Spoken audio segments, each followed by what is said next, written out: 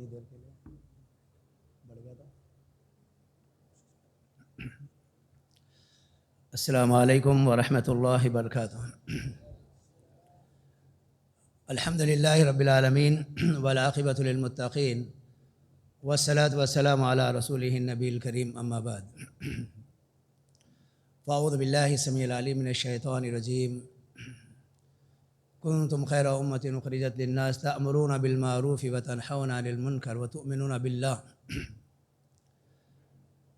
صدر اجلاس ذی وقار علماء کرام، میں اس موقع پر آپ کے سامنے کوئی تقریر نہیں کر رہا ہوں، بلکہ مجھے آج آپ کے سامنے تنظیم سے متعلق کچھ باتیں رکھنی ہے۔ ہماری جمعیت ابنائے خدیم یہ بھی ایک تنظیم ہے۔ اس سے متعلق ہی کچھ باتیں ہیں جو ہماری تنظیم میں پائی جا رہی ہیں، بڑی خوشی کی بات ہے۔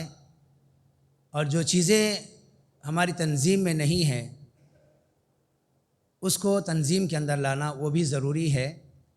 اسی لیے چند باتیں میں آپ کے گوشے گزار کروں گا۔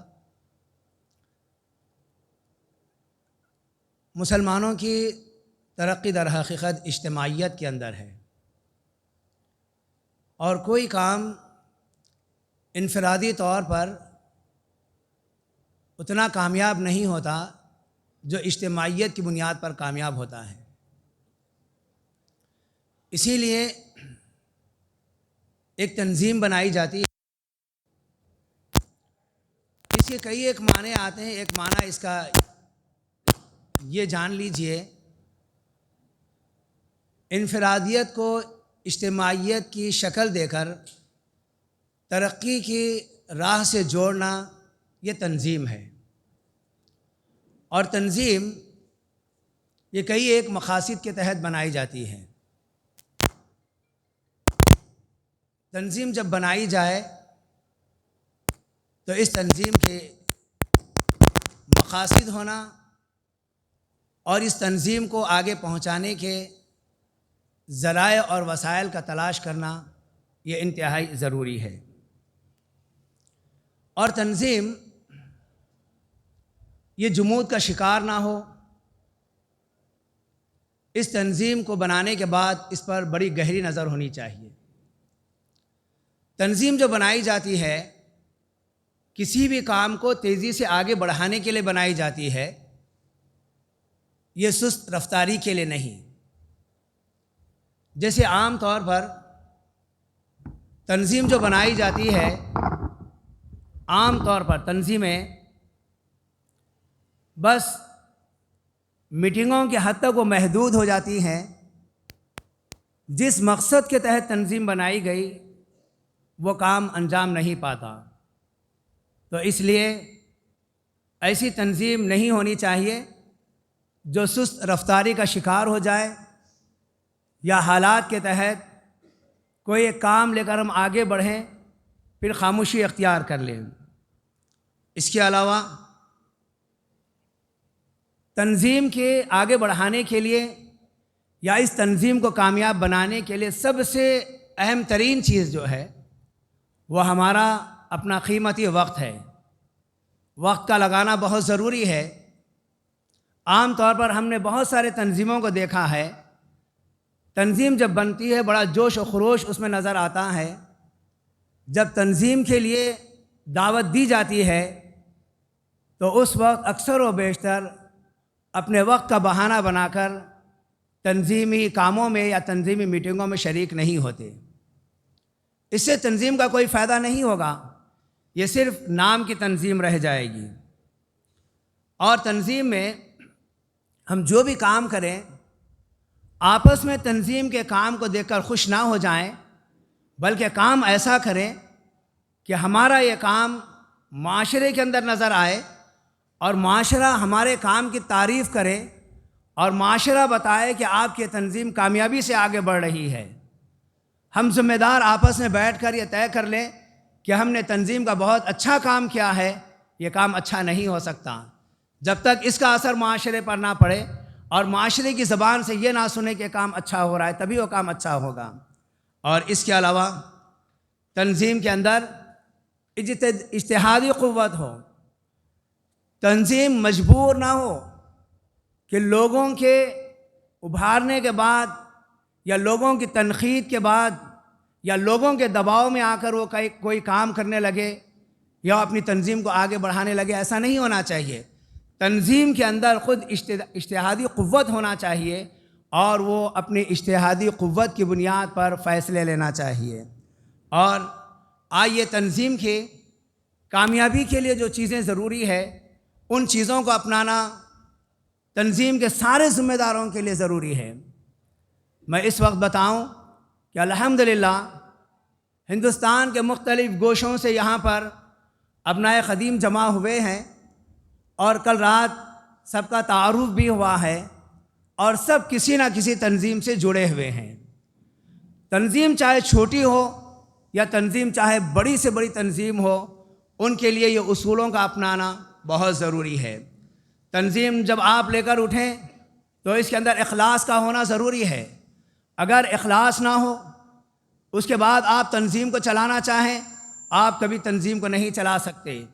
اکثر و بیشتر تنظیم کے ذمہ داروں کے اندر اخلاص کے بجائے نفاق پیدا ہو جاتا ہے، جس کی وجہ سے وہ تنظیم تعطل کا شکار ہو جاتی ہے اور کبھی کامیابی کی راہ پر آگے نہیں بڑھ سکتی۔ تنظیم کے اندر بصیرت والے افراد کا ہونا ضروری ہے۔ جذباتیت کے ساتھ جو فیصلے کیے جاتے ہیں خود تنظیم کو نقصان ہوتا ہے اور اس کا بہت برا اثر معاشرے کے اوپر پڑتا ہے۔ اس لیے تنظیم کے اندر بصیرت والے افراد کا ہونا انتہائی ضروری ہے۔ تیسری بات، تنظیم کے اندر جو افراد ہوں ان کے اندر نیکی ہو اور عمل صالح پایا جا رہا ہو۔ بہت سارے تنظیم کے افراد ایسے ایسے امور انجام دیتے ہیں جس کو معاشرے کے سامنے ذکر نہیں کیا جا سکتا۔ ایسے امور میں، ایسی حرکتوں میں ملوث ہوتے ہیں جو تنظیم کو بہت زیادہ نقصان پہنچانے والے ہوتے ہیں۔ اگر آپ اپنی اس تنظیم کو مضبوط کرنا چاہتے ہیں، منظم انداز میں لے جانا چاہتے ہیں، تو ایسے وقت میں تنظیم کے انتخاب کے وقت نیک اور صالح افراد کا انتخاب کرنا یہ بہت ضروری ہے۔ اور پھر تنظیم کے اندر استقامت ہو، ذرا ذرا سے مسائل پر الجھ جائیں یا ان کے قدم لرز جائیں یا پریشانی کا شکار ہو جائیں یا جذبات میں آ کر مختلف انداز سے غلط فیصلے کر بیٹھیں، ایسا نہیں ہونا چاہیے۔ تنظیم استقامت کے ساتھ ہونا چاہیے، چاہے کیسے کٹھن سے کٹھن مراحل کیوں نہ آئے، ایسے وقت میں بھی تنظیم استقامت کے ساتھ فیصلے لیں۔ تنظیم کے اندر ایسے افراد کی انتہائی ضرورت ہوتی ہے۔ اور تنظیم کی کامیابی کے لیے تنظیم کے افراد میں وصیت اور نصیحت کا مادہ ہو۔ جب ضرورت پڑے لوگوں کے سامنے وصیت کریں، ان کو نصیحت کریں، اور جب ضرورت پڑے ہمارے اندر کوئی تنظیم کے اندر کوئی خامی پائی جا رہی ہے، ایسے وقت میں اگر سامنے والا ہمیں وصیت یا نصیحت کرتا ہے تو اس کو قبول کرنے کا مادہ بھی ہمارے اندر ہو۔ ہم صرف لوگوں کو سنانے والے بن جائیں۔ ہم تنظیم کے ذمہ دار ہیں، ہم بڑے ہیں، ہماری بات آپ کو ماننا پڑے گا، یقیناً ماننا پڑے گا، لیکن جہاں پر ہمارے اندر کوئی خامی پائی جا رہی ہے، ایک ادنا انسان بھی اٹھ کر اگر ہماری اصلاح کرتا ہے، ہمیں وصیت یا نصیحت کرتا ہے، تو ہماری ذمہ داری بن جاتی ہے کہ ہم بحیثیت ذمہ دار سامنے والے کی بات اگر سچ ہے تو اس کی وصیت اور نصیحت کو قبول کرے، تبھی ہماری یہ تنظیم کامیابی اور کامرانی کے ساتھ آگے بڑھے گی۔ اور اس کے بعد تنظیم کی کامیابی کے لیے آپسی ادب و احترام انتہائی ضروری ہے۔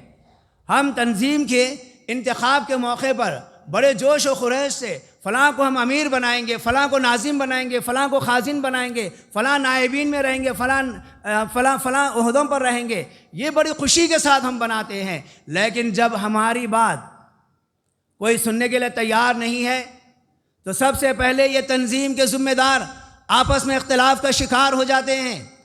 یہ ایک دوسرے کا احترام کرنا چھوڑ دیتے ہیں، ایک دوسرے کی شکوے اور شکایتیں کرنے لگ جاتے ہیں، تنظیم اس سے تباہ و برباد ہو جاتی ہے۔ اور جس تنظیم کے ذمہ داروں میں آپسی ادب و احترام نہ ہو وہ تنظیم کبھی کامیاب نہیں ہو سکتی۔ وہ تنظیم فتنے اور انتشار کا شکار بن کر رہ جاتی ہے۔ تو تنظیم کے اندر ایسے افراد موجود ہوں جو آپس میں ایک دوسرے کا ادب و احترام کرنا جانتے ہوں اور ایک دوسرے کی عزت کرنے والے ہوں، اگر ایسے افراد تنظیم کے اندر رہیں، دنیا چاہے انہیں کتنا ذلیل کیوں نہ کرے، یہ اپنے ہدف کی طرف آگے بڑھتے چلے جائیں گے۔ آئیے اس کے بعد تنظیم کسی بھی مسئلے میں اپنا مضبوط موقف رکھے۔ ہم نے تنظیم کے تحت کوئی ایک فیصلہ کیا، کوئی آیا اور اس نے اپنی بات پیش کی، ہم اپنے موقف سے ہٹ کر اس کی بات کو تسلیم کر لیتے ہیں۔ تو یہاں پر تنظیم کے ذمہ داروں کی ضرورت ہے کہ تنظیم میں موقف کو مضبوط رکھے۔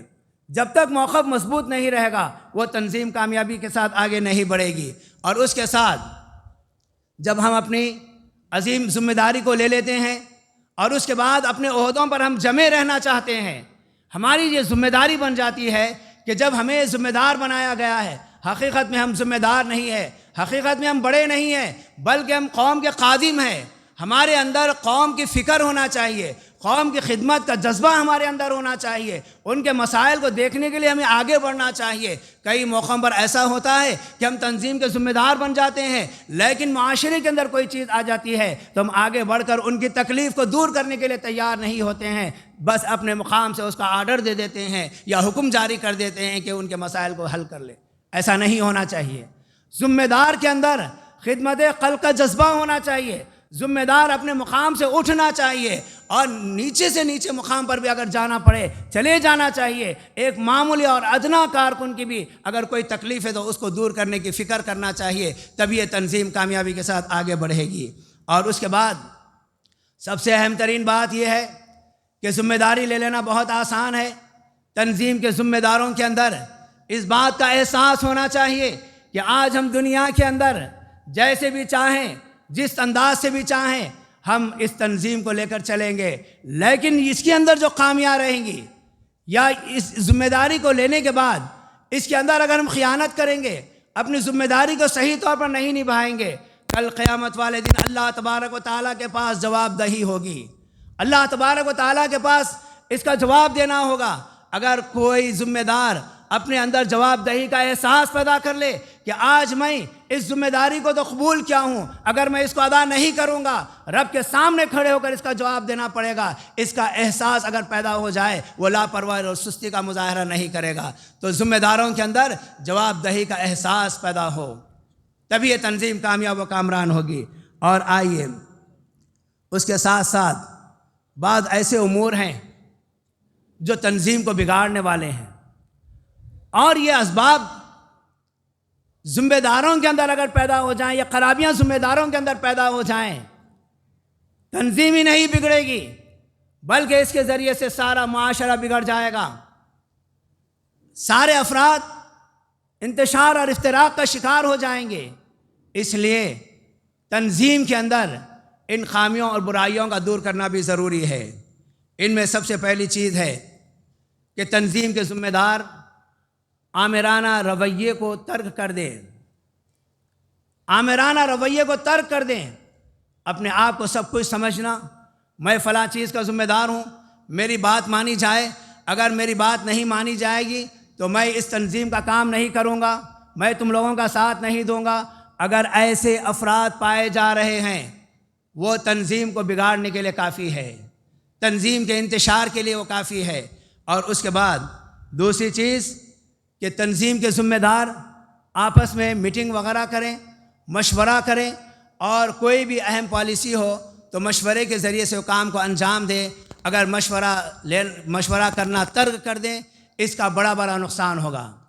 اور ہم اس بات کو جانتے ہیں، ہماری زندگی کے اندر کئی ایسے امور آئے جہاں پر ہم نے اس چیز کو معمولی سمجھا اور وہ کام کر دیا اور اس کا بڑا نقصان اٹھانا پڑا۔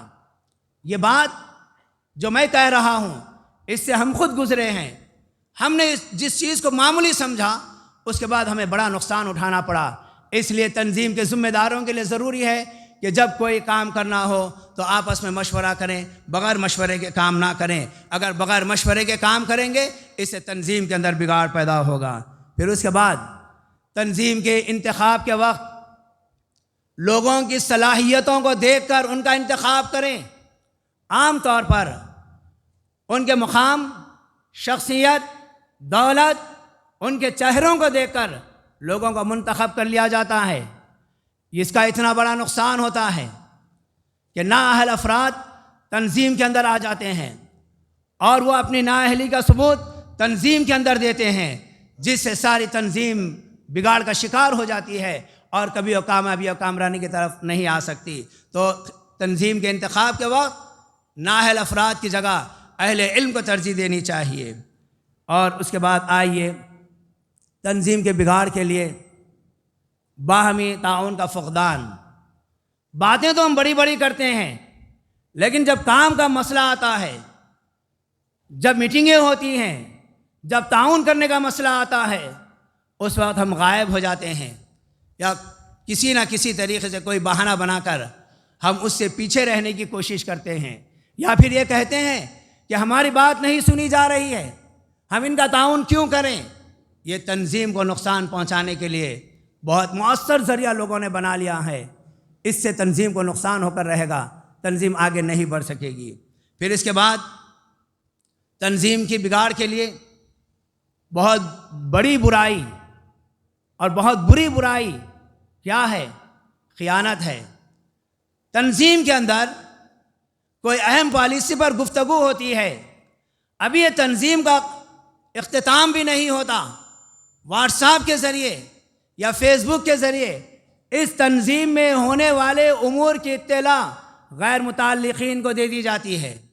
بات ابھی یہاں پر ختم بھی نہیں ہوتی، اس کا چرچا باہر ہونے لگتا ہے، ذمہ دار ابھی اس سے واقف بھی نہیں ہوتے، باہر لوگوں میں اس کی گفتگو ہونے لگتی ہے۔ یہ سب سے بڑی خیانت ہے، اور اللہ تبارک و تعالی ان اللہ لا يحب الخائنین، اللہ تعالیٰ خیانت کرنے والوں کو پسند نہیں کرتا، لیکن ہماری تنظیم کے اندر ایسے لوگ پائے جاتے ہیں جو تنظیم کو توبہ برباد کرنے کے پیچھے لگے رہتے ہیں، اور ان کی سب سے بڑی برائی یہی ہے کہ یہ خیانت کرنے لگتے ہیں۔ مجلس ایک امانت ہوتی ہے، اس کی باتوں کو امانت میں رکھنا ہوتا ہے، لیکن اس کو فوراً باہر پھیلا دیتے ہیں۔ اور اس کے بعد ایک اور برائی جو تنظیم کو 2 منٹ کے اندر اپنی بات ختم کر دوں گا، تنظیم کو بگاڑنے والی ایک چیز یہ ہے تجسس، جاسوسی۔ ہم تنظیم کو بگاڑنے کے لیے اپنے ہی ذمہ داروں کی جاسوسی کرتے ہیں، ان کا تجسس کرتے ہیں، ان کے پیچھے لگ جاتے ہیں کہ کیسے ہم ان کے اندر کی خامیوں کو اجاگر کریں اور عوام کے سامنے پیش کریں۔ یہ تجسس یہ بھی بہت زیادہ نقصان دہ چیز ہے تنظیم کو چلانے میں۔ اور اس کے بعد آخری بات، بیجا مداخلت، زبردستی ہم کسی بھی چیز میں مداخلت کرنا، سب کی رائے ایک ہو رہی ہے وہاں پر اپنی رائے کو زبردستی داخل کرنا، اگر آپ کی رائے کو نہیں لی گئی تو آپ مخالفت کر دینا، یہ تنظیم کو بگاڑنے کے لیے کافی ہے۔ غرض یہ کہ تنظیم سے متعلق اور کچھ باتیں تھیں، لیکن وقت کے لحاظ سے میں اپنی بات کو سمیٹتے ہوئے یہیں پر ختم کر رہا ہوں۔ اللہ ذوالجلال والاکرام سے دعا ہے کہ اللہ تعالی ہماری جو تنظیم ہے اس تنظیم کے اندر اخلاص پیدا فرما، ریاکاری سے محفوظ فرما، اور جتنے امور تنظیم کو بگاڑنے والے ہیں اے اللہ ان تمام امور سے ہماری حفاظت فرما۔ وآخر دعوانا ان الحمد للہ رب العالمین۔ السلام علیکم ورحمۃ اللہ وبرکاتہ۔